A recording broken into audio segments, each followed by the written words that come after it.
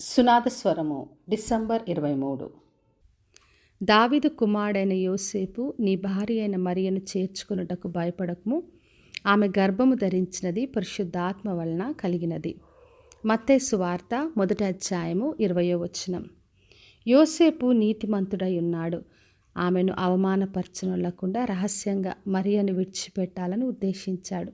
ఆయన సంగతులు ఆలోచిస్తున్నప్పుడు ప్రభుదూత స్వప్నమందు అతనికి ప్రత్యక్షమై, దావీదు కుమారుడైన యోసేపు నీ భార్య అయిన మరియను చేర్చుకొనుటకు భయపడకము, ఆమె గర్భము ధరించినది పరిశుద్ధాత్మ వలన కలిగిందని చెప్పబడింది. మరియ విషయం ఎన్నో సందేహాలు, ఎన్నో అనుమానాలు యోసేపుకు ఉన్నాయి. విడిచిపెట్టాలనుకున్నాడు, కానీ దేవుడు ఆయనను దర్శించాడు. భయపడొద్దు అని చెప్పి ఆయన సందేహాలన్నీ తీర్చబడ్డాయి. మనము కూడా దేవుని పనిలో వెళ్తున్నప్పుడు, పరిచర్లో ఉన్నప్పుడు ఎన్నో భయములు, సందేహాలు కలుగుతాయి.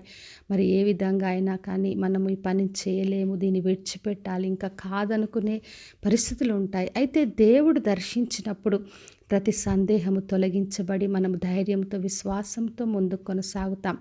ఏ విధంగా దేవుడు యోసేపును దర్శించి మరియకు సహకరించేలాగున కృపనిచ్చాడో, అదేవిధంగా ప్రభు మనకు సహకరించే వ్యక్తులతో మాట్లాడతాడు. ఎప్పుడైతే మరియ దేవుని చిత్తమునకు లోబడిందో దేవుడు యోసేపును దర్శించాడు.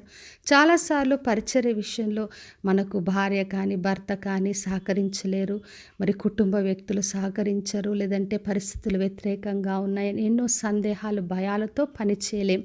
కానీ మనము దేవుని చిత్తమునకు లోబడినప్పుడు దేవుడే మాట్లాడతాడు. మనకి ఎవరు సహకరించాలి, ఏ వ్యక్తులు మనకు అవసరం, అవన్నీ కూడా దేవుడు చూసుకుంటాడు. కాబట్టి విశ్వాసంతో మనము దేవుని చిత్తమునకు లోబడాలని ప్రభు కోరుతున్నాడు.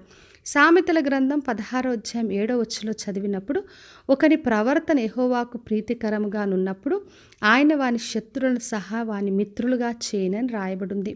మనము దేవుని చిత్తమునకు లోబడి ఆయనకు ప్రీతికరంగా ఉన్నప్పుడు మనకు వ్యతిరేకంగా ఉన్న వారందరినీ కూడా ఆయన మనకు మిత్రులుగా మార్చే దేవుడు. కాబట్టి నా ప్రియ సహోదరి, సహోదర, ఎన్ని సందేహాలున్నా, ఎన్ని భయాలున్నా దేవుడు మాట్లాడతాడు. యోసేపును దర్శించిన దేవుడు, మరియను దర్శించిన దేవుడు మనల్ని దర్శించి మనకున్న భయాలన్నీ తొలగించి ఆయన పని కొనసాగులాగున కృపనిస్తాడు. కాబట్టి విశ్వాసంతో దేవుని సంధిలో, దేవుని చిత్తంనకు లోబడి ఆయన కొరకు సాక్షిగా నిలబడదాం. ప్రార్థన చేసుకుందాం. పరలోకమందున్న మా తండ్రి, మా దేవా, ఈరోజుచ్చిన వాగ్దానం కొరకే వందనాలు. ప్రతి ఒక్కరిని దీవించి ఆశీర్వదించండి తండ్రి.